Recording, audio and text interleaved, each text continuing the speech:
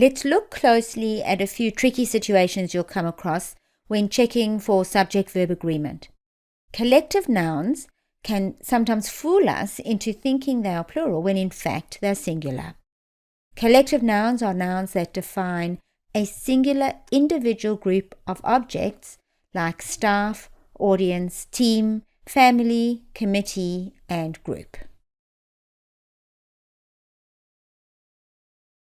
When collective nouns are plural, like teams, groups, families, and committees, they are considered plural and therefore require a plural verb.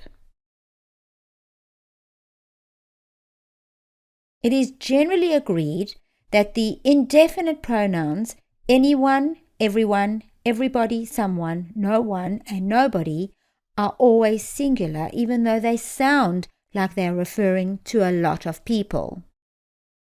In the example, everyone in the sales team have completed the assigned work, the subject everyone is a singular indefinite pronoun. Remember, all indefinite pronouns are singular. In this sentence, the verb have completed is plural, causing a subject-verb agreement problem. To correct the agreement problem, change the plural have to the singular has.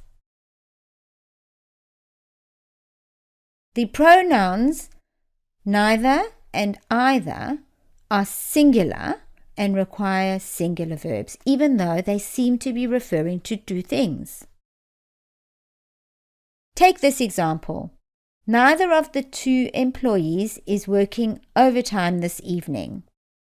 The subject is the singular pronoun neither, and is working is also singular. So grammatically the sentence is correct, even though it sounds wrong.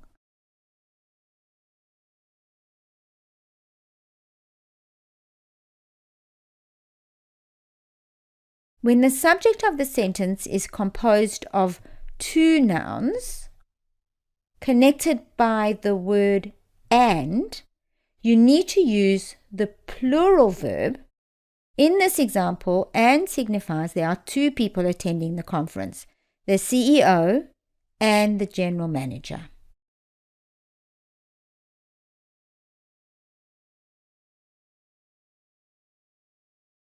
When the subject of a sentence is made up of two singular nouns separated by the word or, use the singular verb.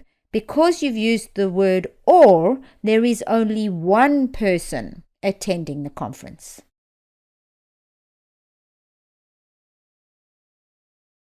When the subject of a sentence is made up of both singular and plural nouns connected by the word or, the subject that is closer to the verb determines the number of the verb, that is, whether it is singular or plural. The plural, sales managers, is closer to the verb, so the plural verb are going to attend is correct.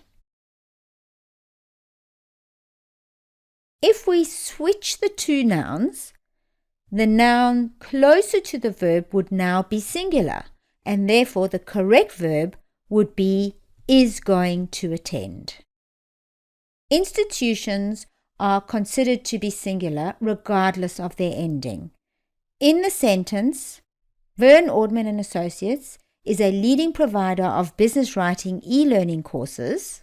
Even though Verne Ordman Associates seems plural, it is one entity and is therefore considered to be a singular noun. This means is the correct verb because it is also singular.